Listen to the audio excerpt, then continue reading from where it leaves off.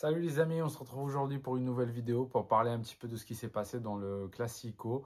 Le Real Madrid a gagné 2-1. C'était compliqué la deuxième mi-temps avec la fin du match, mais ils ont réussi quand même à garder le score. Je vais analyser un petit peu tout ce qui s'est passé au niveau des buts, le but du Barça aussi contre nous, les actions, un petit peu comment le tactique de Xabi Alonso a réussi qui a réussi à mettre en place. Et en fait, les joueurs du Real Madrid et l'agnac qu'ils avaient dans le terrain, c'est quelque chose que j'ai vraiment aimé. Je vais commencer un petit peu par la tactique. Donc la tactique, Xabi Alonso, il a essayé de mettre une défense qu'on connaît avec Valverde sur la droite parce que ni Carvajal ni Arnold ils étaient en forme, revenant de blessure, donc bien sûr, donc du coup il a continué avec Valverde à droite, Militao et Hausen en défense, là, le retour de Hausen parce qu'il était blessé aussi, et sur le côté gauche Carreras comme, enfin, voilà, comme titulaire depuis le début de l'année. Au milieu de terrain, alors là il a fait un milieu à 4 construit de Chouameni, Kamavinga, Bellingham et Arda. Et avec l'attaque, Mbappé et Vinicius. Pour moi, c'était plus comme ça parce qu'il y en a beaucoup qui ont mis 4-2-3-1 avec Arda, Bellingham et Vinicius en même ligne avec Mbappé devant. Mais c'est plus une vision de Arda qui avait le rôle de joker sur le fait que quand on a le ballon, il va un petit peu écarter pour aller un petit peu en offensif, mais quand on perd la balle, il va revenir un peu plus en défense. Donc en fait, là, j'ai fait le scénario d'attaque où en fait on avait pressé sur le fait, on l'avait plusieurs fois où quand le gardien du Barça voulait jouer les 6 mètres, il y avait Mbappé et Arda Güler, elle montait devant pour presser sur les deux défenseurs. D'un côté Vinicius, de l'autre Camavinga qui a joué pratiquement sur un côté. Et ça, c'était quelque chose qui était vraiment travaillé. C'est vraiment de la tactique de Xabi Alonso. Camavinga sur la droite qui pressait un petit peu sur Baldé. Et en fait, il y avait Bellingham et Valverde qui venait aussi décrocher devant et surtout que Bellingham et Chouamini qui faisaient le rôle pour bloquer un peu les milieux. Et derrière, bah, en fait, c'est la ligne qui reste à 4 avec un Carreras et Valverde qui essayaient un petit peu de bloquer les ailes qui ont Rashford et Lamine. Et comme ça, voilà, ça créer un équilibre sur le fait qu'ils ne pouvaient pas se relancer proprement, ils ne pouvaient pas jouer tranquillement. Donc ils étaient gênés, on a vu pour la sortie de balle, ils avaient des complications à jouer. Après, à partir du moment où ils arrivaient à monter le ballon, bah là, Real Madrid passe en phase défensive.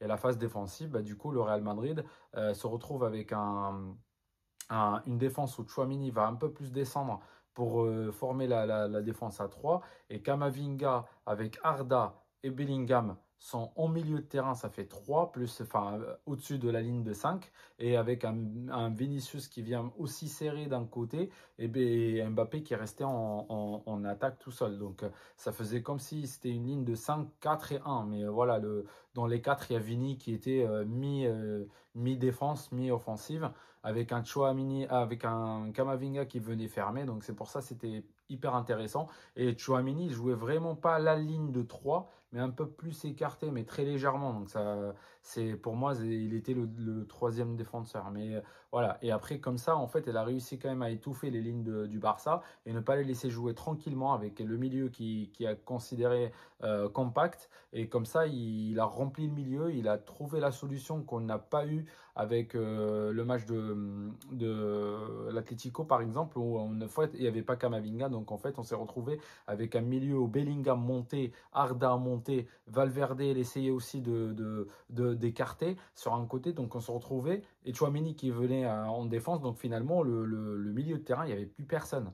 Et ça, c'était une grave erreur. Donc c'est pour ça, en fait, il a rectifié ça en faisant cette compo-là pour être compact. Et quand le Real récupère le ballon, ça c'est la tactique la plus intéressante et ce qu'il a essayé de mettre en place parce qu'en fait quand il a dit en conférence de presse, je me souviens très bien de Xabi Alonso en disant que le plus important, c'est pas la ligne défensive. Le plus important, c'est l'endroit où il se retrouve la personne qui va faire la passe pour casser la ligne offensive, pour casser la ligne d'hors-jeu, pardon, de Barcelone. Parce que quand on y pense, c'est pas la ligne d'hors-jeu. En fait, c'est pas un attaquant en pointe qui va essayer de percer. Le plus important, c'est le timing de la passe qui va être parfait pour que la personne qui est en pointe ne se retrouve pas en position d'hors-jeu. Donc c'est pour ça, en fait, elle a joué sur deux aspects. Sur le fait que quand on récupère la balle, il y a un Kamavinga qui décroche sur le côté droit, il attend la balle, et on va jouer soit sur Kamavinga, et en fait, on va essayer de redonner à Bellingham. Et Bellingham, en fait, elle a une spécialité un petit peu à la Zizou, sur le fait il peut faire des feintes de corps. On croit tous qu'il va faire une passe, mais après, il va retourner, il va changer de côté. Et là, on va le voir à ce moment-là, quand il se retourne, bah, en fait, ça donne plus la possibilité aux personnes qui sont de l'autre côté de partir. Là, on va voir, mais c'est un génie le fait ce qu'il a fait pour le premier but. Et ça, c'est la tactique aussi que je compte pour Xabi Alonso, mais le génie de Bellingham, qu'il a très très bien adapté sur le fait que là, c'est Bellingham qui avait le ballon. Kamavinga, il fait un appel derrière le dos de Baldé. Baldé, il se retrouve déstabilisé. Et en fait, parce qu'il était en retard de la ligne, donc il n'était pas aligné en ligne d'hors-jeu. Donc après, il s'est retrouvé à courir derrière Kamavinga pour qu'il ne parte pas tout seul. Parce que justement, les derniers matchs où le Barça a perdu, c'était les passes qu'ils étaient c'était pour les ailes. Et les ailes qui ne se retrouvaient pas hors jeu. Et après, il faisait des passes, ce qu'on connaît, des passes directement en largeur pour l'attaquant pointe qui était hors jeu. Mais à partir du moment où le latéral ou l'ailier qui touche la balle, bah en fait, celui qui est devant, il est plus hors jeu. Sur le fait que la passe, il faut que ça soit en diagonale, enfin, il faut que ça soit vraiment horizontal et pas en diagonale pour que ça soit pas hors jeu. Il faut que ça soit, voilà, il faut que lui soit en horizontal aligné à leur jeu avec le latéral ou l'ailier qui a le ballon. Donc c'est comme ça que Chouamini, pardon, Kamavinga a fait l'appel. Donc Bellingham est là où c'était le génie. Il a fait semblant de donner la balle à Kamavinga. Et après, il se retourne. Il l'a fait une, deux, trois. Je crois, dans ce match, je l'ai vu une dizaine de fois où il se retourne pour faire une autre passe. Et à ce moment-là, en fait, ça déstabilise toute la ligne défensive sur le fait que Baldé, il a cassé leur jeu. Parce qu'il est parti avec Kamavinga. Et au moment où il se retourne, bah, Mbappé se replace bien comme il faut. Et là, il part derrière. Et là, il lui donne la balle. Bellingham avec une passe hyper précise. Il se retrouve face à face et il marque le but. Donc ça, c'était la tactique du Xabi Alonso qui était vraiment, vraiment travaillée. Et la deuxième chose, c'est que voilà, je vais revenir sur ce qui s'est passé avant le but. Pour moi, voilà, l'hors-jeu, je ne comprends même pas. Parce que en fait, là, c'est quoi? C'est la chaussette qui a dépassé. C'est le logo peut-être de Adidas qui sont sur les chaussettes qu'ils ont dépassé. Là, ça devient vraiment n'importe quoi. Parce que déjà, là, on voit sur l'action. Si on met la ligne sans revenir sur le truc semi-automatique avec les bonhommes et tout, ben on va voir qu'il n'y a pas d'hors-jeu. Et l'hors-jeu, quand tu mets les bonhommes, ben c'est normal que des fois l'IA ne va pas te donner ça à 1 centimètre près et on va pas être là, c'est histoire de quoi? De 3 millimètres. Enfin, faut arrêter, faut arrêter. Là, franchement, je comprends vraiment pas parce que. Et en plus de ça, il y a deux choses, hein. Il y a ça, il y a sur le fait que quand il y avait l'hors-jeu, il l'a annulé, d'accord? Après, il est revenu enfin, ils sont revenus, parce que moi, j'attendais la ligne hein, pour voir. 15 minutes après, pour attendre qu'il fasse la ligne et qu'il nous la montre. Pourquoi? L'arbitre a décidé, d'accord? Donc, c'est-à-dire qu'il y avait une ligne qui était déjà créée. Il fallait faire juste capture d'écran et la mettre à diffuser. Pourquoi ils ne l'ont pas diffusé, genre 2-3 minutes après? On va pas croire qu'il n'y a pas d'arrêt de jeu depuis 15 minutes, quoi. Donc moi, ça, je ne comprends pas, premièrement. Deuxièmement, la passe, c'était même pas Arda qui l'a donnée à Mbappé. C'était Fermin qui la touche. Parce qu'il avait la jambe levée. Arda l'a juste effleuré sa jambe. Mais celui qui a touché la balle, c'était vraiment Fermin qui a donné le ballon à Mbappé. Donc pour moi, il y a même pas l'hors-jeu. Il n'y a même pas l'hors-jeu à la base. On va même pas revenir à la ligne parce que celui qui a touché le ballon, c'était même pas Arda. Arda, il a juste pressé, c'est lui qui a fait la fausse passe. Donc, c'était pas faute et c'était pas fausse, enfin, c'était pas une passe de Arda. Donc, pour moi, il n'y a même pas hors-jeu. Donc là, il découpe, il enlève un but pour le Real Madrid parce que voilà, il était marqué. C'est pas quelque chose qui n'était pas marqué. Il était marqué, ils l'ont enlevé. Deuxièmement, le penalty de Vinicius. Alors là, je veux bien comprendre parce que là, moi, j'ai du mal, hein. Toutes les actions, enfin, l'action de penalty, l'arbitre a sifflé. À partir du moment où l'arbitre a sifflé, le réalisateur nous a mis toutes les actions, toute l'action dès le début jusqu'à la fin. Du côté, on voyait le pied de devant. On voyait le pied de Vinicius quand il voulait taper. Lamine qui met sa patte devant. Donc, enfin, son pied devant, pardon. Je dis sa patte. Enfin, son pied devant. Et en fait, à ce moment-là, il y a Vinicius qui tape dedans. Mais depuis le début, on la montre de devant. Mais quand l'arbitre, on l'appelle à la VAR, on va lui donner ça de l'action de derrière. Pourquoi de derrière? Pour montrer que Vinicius, Lamine, il a mis son pied 2 secondes avant que Vinicius arrive. Mais c'est pas ça le truc, parce que ça va à une vitesse, la vitesse réelle, c'est pas la ralentie, hein. La vitesse réelle, c'est que quand il arrive, il arrive directement, et avec la vitesse qu'il met le truc pour tirer, en fait, il peut pas se retenir. Et là, quand on passe le pied devant, c'est pas parce que, en fait, je peux considérer ça comme ne pas être faute si Lamine avait le ballon. C'est-à-dire qu'il avait l'avantage, il était devant lui avec son corps. Et là, il a mis le pied devant. Là, il n'y a pas de problème. Là, il n'y a même pas de débat. Le problème, c'est que Yamin, il était derrière. Il a mis juste son pied devant. Et à ce moment-là, en fait, non, tu as empêché le tir de Vinicius. Tu n'as pas touché le ballon et tu l'as empêché la trajectoire de son pied pour tirer. C'est pas possible, là, c'est penalty direct. Mais direct, je cherche même pas à comprendre. Mais moi, je veux juste comprendre pourquoi à la télé, on nous montre une action de devant qui est beaucoup plus claire. Et derrière, on attend qu'on appelle l'arbitre, mais on lui montre l'action de derrière, du dos. Et l'action du dos, ça va montrer autre chose. Parce que justement, l'action du dos, il ne donne pas la vérité sur le fait qu'on ne voit pas Yamin. Lamine, on voit pas Yamal devant Vinicius, enfin avec comment dire, euh, avec l'optique qu'ils ont donné, on voit pas vraiment l'action sur le fait qui était devant qui au niveau de la balle et qui avait la possibilité de tirer avant et celui qui avait le ballon. Parce que justement, ça nous donnait comme si c'était Yamal qui avait le ballon et c'est Vini qui vient taper dessus. Ben non, en fait, pas du tout. Parce que dans l'autre angle, on sait, et même dans la vitesse réelle, ou même dans tous les autres angles, on peut voir que c'est Vinicius qui avait l'avantage et qui était devant, mais c'est que c'est Yamal qui a mis son pied pour empêcher le tir de Vinicius sans toucher le ballon. Donc là, c'était penalty clair et net. Je cherche même pas à comprendre. Ça, c'est côté arbitrage. Donc là, déjà, il y a 2 buts qui ont été enlevés pour moi. Parce que bon, même, enfin, c'est un penalty, c'est un but, un penalty. Ça pouvait être raté comme le deuxième penalty, enfin comme le deuxième penalty justement qui était sifflé. Mais voilà, ça reste quand même pour moi une action de but quoi. Donc là, on commence déjà avec ça. Après, il marque le but. Et là, en fait, le Real Madrid était dans un mental vraiment positif où ils ont tout donné avec l'Agnac et tout. Et ça, la première mi-temps, il était pratiquement idéal. S'il n'y avait pas la faute du deuxième but de Arda, et pour moi, je ne mettrais pas la faute que sur Arda. Je vais vous expliquer pourquoi. Parce que dans l'action de but, on va voir. Je vais vous mettre les images. On va voir que Valverde il était pressé et c'est très bien ce qu'il a fait. Il a vu Arda dans l'axe, au milieu de terrain, tout seul. Donc il s'est dit, une balle lobée vers Arda, il va la contrôler, il va tourner, il va mettre la balle. Ok, c'est très bien. À partir du moment où Arda il avait le ballon, il l'a contrôlé de son torse. Donc en fait, le moment de la mettre, de la contrôler et d'avoir la possibilité de faire une passe, déjà, les joueurs de Barça, ils avaient l'avantage de venir presser sur lui et couper les passes. Donc, en fait, ce qui s'est passé, c'est qu'il avait 2 possibilités au début, de la mettre à Hausen ou de la mettre à Kamavinga.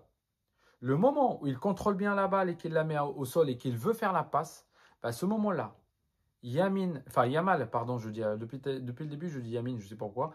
Yamal, il vient et il coupe la passe. En fait, elle est dans la trajectoire avec Hausen, donc la possibilité d'Hausen était coupée.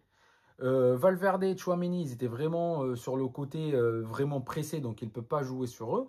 Courtois, tu vas pas lui donner une ballon, enfin tu vas pas lui donner le ballon dans ce cas-là parce que justement c'est très très dangereux. Ça se trouve il va être encore plus pressé ou ça va être coupé par Ferran Torres qui vient faire le pressing sur Courtois. Il a fait le geste pour partir vers là-bas. Et en fait, moi je m'attendais à Kamavinga. La seule solution c'était Kamavinga qui vient chercher le ballon.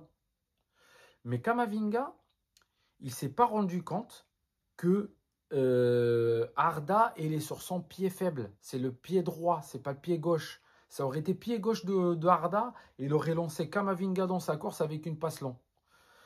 Mais le problème, c'est que voilà, donc quand Kamavinga, il est parti, bah du coup maintenant Arda, il s'est retrouvé isolé avec aucune possibilité de passer. La seule chose qu'il fallait faire, c'est à ce moment-là, c'est de dégager en touche. C'était la seule possibilité à faire. C'est dégager la balle en touche au lieu de la laisser Fermin te prendre la balle ou Pedri, je ne sais pas qui. Mais voilà, laisser l'attaque du Barça te presser, te prendre la balle. Ça, c'est une chose que je compte sur la faute d'Arda. Mais aussi, je dis aussi sur la possibilité de bouger les joueurs du Real Madrid, ils devaient venir aussi aider pour trouver une solution avec Arda. Et justement, à ce moment-là, Arda, il avait trop confiance depuis le début du match. On a vu que Xabi Alonso lui demande de ne pas se précipiter, mais de garder le ballon, essayer de trouver des solutions. Donc en fait, pour trouver des solutions, il fallait que les joueurs aussi l'aident à donner des solutions.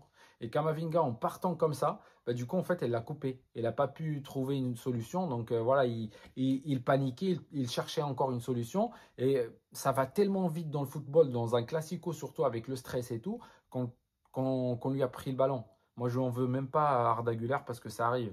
Ça arrive. C'est des trucs que ça va faire grandir Arda Güler, justement. Parce que quand on fait des erreurs comme ça, c'est comme ça qu'on apprend. Que la prochaine fois, quand il est dans une situation pareille, je pense qu'il va dégager directement. Il va essayer, même avec pied droit, il va essayer de balancer devant ou il va essayer peut-être de la jeter en touche. Mais voilà, je ne pense pas qu'il va essayer de refaire la même erreur à ce moment-là. Et en plus, c'était aussi le rôle des défenseurs du Real Madrid de lui parler en disant que derrière, en fait, ça vient de derrière. Mais en fait, il y a personne, j'ai l'impression qu'il n'y a personne qui lui a parlé.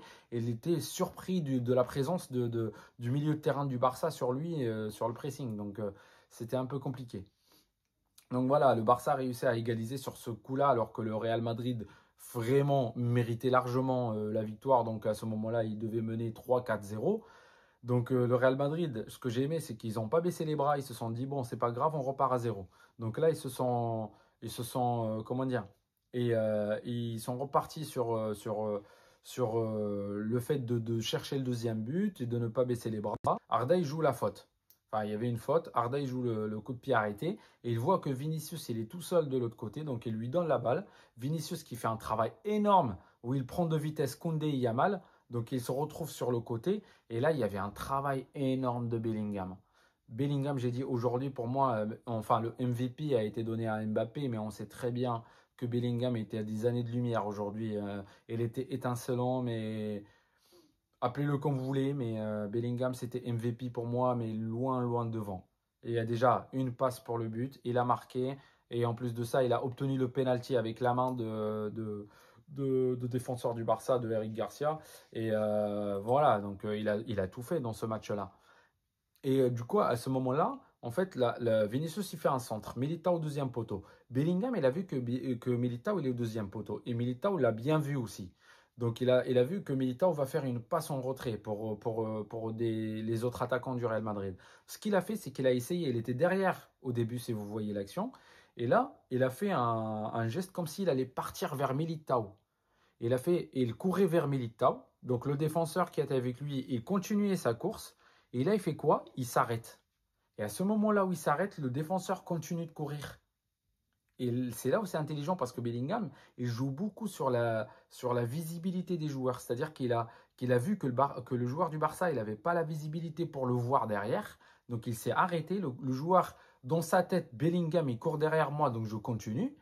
Et en fait, comme il s'est arrêté, bah, le joueur est continué. Et là, Militao, il fait la passe. Qui se retrouve tout seul? Bellingham. La force de mentalité et de génie qu'il a, enfin, j'allais dire ce gamin, mais parce qu'il n'est pas encore, il n'a pas encore l'âge pour être vraiment à cette maturité-là de vision de jeu, justement parce qu'il est très jeune pour ça. Et en fait, comment il arrive à lire, même dans l'action où il a marqué contre la Juve, où il attend le rebond de poteau de l'action de Vinicius, c'est pas de la chance. À chaque fois, on dit il est chanceux, mais ça fait 2 3 ans qu'il continue comme ça à marquer des buts parce qu'il s'arrête jamais. Il sait que les actions, il faut les terminer.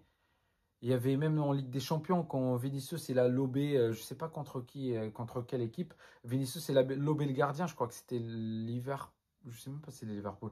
Il a lobé le gardien, et en fait tout le monde attendait que ça soit un but, mais non, Bellingham il a su que finalement la balle elle va être un peu plus doucement, et ça se trouve elle va sortir. Donc il a continué sa course et l'a mis dans le filet.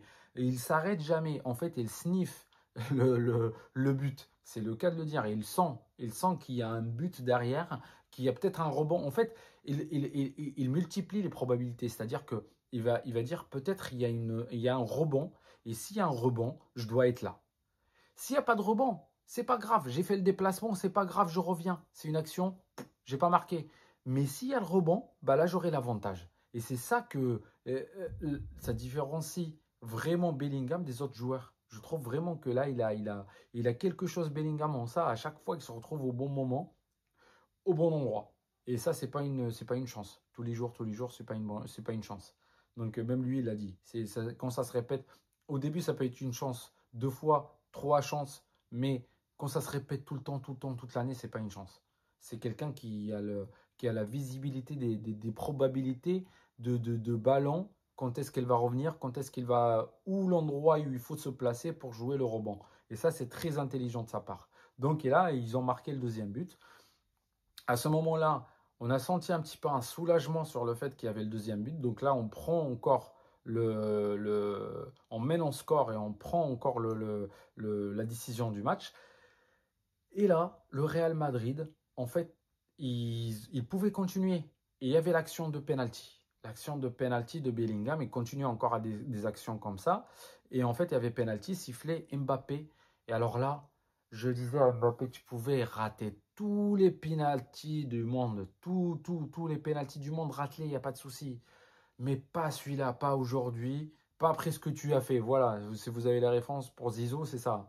Donc c'est que j'attendais que, que Mbappé met toute sa concentration sur ce penalty pour le mettre. Et si on avait marqué 3-1, là, le Barça, ils vont être en désordre. Pourquoi? Parce qu'ils sont en retard de 2 buts. Ils vont essayer de rattraper le but. Ils vont monter tous. Ils vont manquer comment dire, ils vont manquer de sérénité et de savoir faire. Ils vont faire plus d'erreurs défensivement parce qu'ils se projettent et ils se précipitent parce qu'ils doivent rattraper 2 buts et pas qu'un seul. Donc là, tu peux les tuer en contre-attaque, mais hyper facilement. Là, le match, le Real Madrid les aurait explosés s'il y avait le but de Mbappé en penalty. Mais bon, Mbappé l'a raté, ça reste un penalty aussi. Enfin, ça se rate et tout. Mais bon, je trouve que l'action, Mbappé, elle va faire la balle.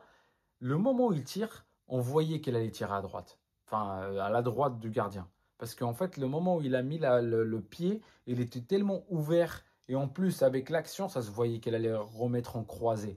Et du coup, là, et même si on voit Chesney, il n'arrêtait pas de faire des gestes comme ça. Contre les gardiens comme ça, en fait, c'est juste au sol. Parce que justement, c'est des personnes qui ont du mal, comme Chesney. Elle a du mal à se mettre au sol rapidement. Donc tu la mets au sol et terre est rapide. Là, jamais il l'arrêtera. Et en fait, Mbappé, il a essayé un petit peu de jouer vers le haut. Et là, Chesney, il est plus doué sur ça. Même si, voilà, normalement, avec un peu de concentration, Mbappé pourrait le faire. Mais avec toute le contexte, les buts au début enlevés, tout ça, le stress, le classico, machin, la fatigue, la sérénité. Donc voilà, il l'a raté, mais voilà. C'était quelque chose que je retiens et ça va être un truc négatif pour Mbappé parce que quand tu rates dans des matchs importants comme ça, c'est que dans ta mentalité, tu n'es pas un tueur en penalty. Même si lui, c'est un tueur en penalty. Mais quand tu rates comme ça, tu commences à avoir un doute dans les grands matchs. Donc là, ça va être un problème pour le Real Madrid parce qu'on ne va pas retomber sur l'action où on avait l'année dernière, l'année d'avant, on ne trouvait pas de tireur de penalty. Je ne sais pas, enfin c'est une question. Il faut voir après dans la suite. Moi, je laisserai toujours les penalties à Mbappé si c'était moi. Mais j'avoue que je ne serais pas serein si on est en demi-finale dans Ligue des Champions, au final, et que c'est Mbappé qui va tirer le penalty de la victoire. J'avoue. Mais voilà, c'est quelque chose qu'il faut travailler peut-être à l'entraînement, lui donner plus de confiance, à jouer les pénaltys, tout ça, avec, parce qu'il y a un Thibaut Courtois, il y a un Lounine qui est hyper fort aussi en pénalty. Peut-être il faut le travailler sur ça. Et du coup, voilà, à partir de ce moment-là, bah, Mbappé, j'ai l'impression qu'il est sorti du match. Il y avait deux actions. Il y avait une action, il avait le ballon. Il y avait deux joueurs sur lui. Et Brahim, l'autre côté, deuxième poteau, était tout seul. Il pouvait lui faire une passe plat du pied gauche, comme ça. Il le sort à Brahim tout seul. Et là, Brahim, il a le temps de contrôler, dribbler, même le gardien, ou je ne sais pas ce qu'il peut faire. Il peut avoir tellement de temps pour marquer. Donc voilà. Et malheureusement, il ne l'a pas fait, donc il a continué à tirer à gauche et est sorti loin. La deuxième action, en fait, elle est tête à tête contre Koubarsi. Il a essayé de le dribbler avec la droite pour tirer, donc finalement il la rate. Alors que c'était une action pour moi, c'est Mbappé un contre un, normalement tu dois le manger. Mais justement, il ne l'a pas fait. Et ça, c'est quelque chose que, voilà, c'est pour ça, moi, le choix de faire sortir Vinicius, c'était un peu prématuré parce que Vinicius, il avait encore l'envie, il avait encore la vitesse, il avait encore la forme pour finir le match. C'était pas lui qui était fatigué, il fallait le sortir. Lui, je pense que Xabi Alonso, il est parti avec l'idée de mettre Rodrigo pour aider un petit peu à la défense parce que Vinicius, il était un peu fatigué. Enfin, c'est pas, il se préservait pour les attaques, donc parce que c'est la fin du match, c'est normal, elle ne va pas courir en attaque, en défense tout le temps. Donc il se préservait en attaque et il ne venait pas défendre pour finalement repartir en attaque, pour garder le jus pour l'attaque, pour les contre-attaques. Mais il s'est dit, peut-être avec un Rodrigo frais, il va revenir et repartir, il aura le temps de faire les deux en même temps, et comme ça on pourra encore plus fermer le côté de Yamal, surtout que Barcelone, ils avaient fait le changement de Bardaghi sur le côté. Donc c'est pour ça en fait elle a essayé de fermer. Mais finalement Rodrigo, il n'était pas dans son match, je ne sais pas, parce que s'il est rentré au dernier moment, parce que je ne sais pas. Mais il n'était pas dans son élément et je pense que Vinicius était prématuré. Vinicius, il serait encore dans le match jusqu'à la fin. Je pense qu'il aurait mis un but ou donné une passe décisive pour marquer. C'est sûr et certain. Surtout avec un Brahim Frey de l'autre côté qui était qui se plaçait hyper bien. Donc je sais pas. C'est à voir. Mais je compte sur le fait. Enfin, après, voilà, je vais parler un petit peu de l'énervement de Vinicius. Je suis tout à fait d'accord de l'avis de dire que Vinicius, il a fait n'importe quoi. Tu as un problème, tu veux pas sortir, tu vois que c'est pas toi, que tu dois pas, tu es encore dans ton match et que même l'entraîneur se trompe. Ça arrive, hein, que l'entraîneur se trompe. Mais c'est pas comme ça que tu réagis. Tu sors, tu vas sur le banc de touche, même tu montres ta colère, tu montres que t'es pas content, machin et tout, mais avec ton visage, tu rentres sur tu te mets sur le banc et tu attends à la fin. Et quand à la fin le match est fini, tu vas voir le coach, le moment où vous vous saluez, tu vas voir le coach et tu parles avec lui, tu lui dis ouais machin et tout, je devais pas sortir, j'avais encore du jus, pourquoi tu m'as sorti? Peut-être elle va te donner des explications valables au niveau tactique et tout, pourquoi elle t'a fait sortir. Donc voilà, c'était complètement déplacé de la part de Vinicius. Mais je mets un mais quand même sur le fait que Vinicius, je le comprends.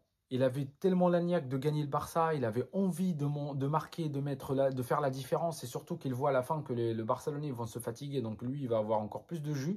Et il est encore en forme pour faire mal, et c'est là où il le sort.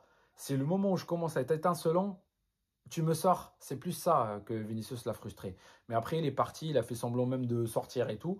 Et après, il s'est recalmé, il est revenu sur le banc. Et à la fin, bon, il est parti, il a vu Xabi Alonso, il a vu tous les joueurs, il a salué tout le monde, il a célébré avec l'équipe. Donc voilà, finalement, ça s'est bien terminé. Mais la prochaine fois, Vinicius, il faut pas qu'il fasse, il faut pas du tout qu'il fasse ça, surtout pas devant les caméras. C'est quelque chose que ça se règle en interne, pas devant, en s'explosant comme ça que tu vas obtenir quoi que ce soit. Ce que tu vas obtenir, c'est une sale image et finalement que le Real Madrid vont te vendre, vont te sortir parce qu'ils vont te dire bon, il n'est pas adapté et qu'il laisse pas l'entraîneur se travailler parce que là, tu empêches vraiment les choix de l'entraîneur. La prochaine fois, il va dire oui, ben, si je le sors, il va râler. Non, non, c'est pas comme ça. Donc tu t'adaptes. Tu sais que l'entraîneur a fait un choix, tu le respectes et tu sors. C'est lui qui fait la tactique. Si l'entraîneur décide de ne pas te faire jouer, bah, il ne va pas te faire jouer. Voilà. Donc c'est ce que j'avais à dire. Bah, c'est un beau match. On prend 5 points d'écart avec le Barça. C'est quelque chose qui est très très bien. Et là, c'est le match qui relance le Real Madrid. Là aujourd'hui, j'ai vu le Real Madrid qui des grands moments. Le Real Madrid qui est capable de gagner des titres et là qui est bien lancé en Liga pour gagner des titres. Et je compte aussi pour la tactique de Xabi Alonso qui a fait pour ce match-là. Il a montré que c'est un grand entraîneur qui vient. Et en fait, c'est donnez-lui le temps, vous allez encore vous régaler, les gars. Donc voilà, c'est pour ça que j'ai dit au début, commencez pas à mettre les couteaux sur Alonso quand il a perdu contre l'Atlético, parce que je sais que cet entraîneur, il a du quoi dire. Donc voilà, j'arrive à la fin de la vidéo. Merci les gars d'avoir regardé. N'hésitez pas à partager. Désolé parce que j'ai pas sorti les analyses des derniers matchs parce que j'étais malade. Mais voilà, je reprendrai aussi aujourd'hui et je ferai pour les prochains matchs. Donc n'hésitez pas à partager, commenter, dites-moi ce que vous en pensez par rapport au match. Le MVP, est-ce que vous êtes d'accord pour Mbappé ou pas? Moi, je vois plus Bellingham, comme j'ai dit, loin devant. Donc n'hésitez pas à me dire tout ça en commentaire. Merci les gars. Et d'ici là, on se retrouve pour le match de Valence samedi prochain, je crois. Allez, ciao.